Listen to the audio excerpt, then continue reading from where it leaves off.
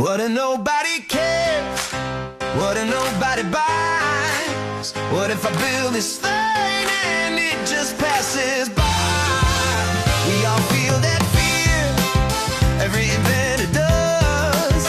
Putting your idea out there takes a little guts. But don't skip the first step, don't rush to the show. Protect what you build before you let it go. File it first, lock it in, then you're free to try. Test it with the world and see who passes by. Protect it first, then test the road. See if someone wants what you sold. Try it out, be brave and bold. Go big, go bold.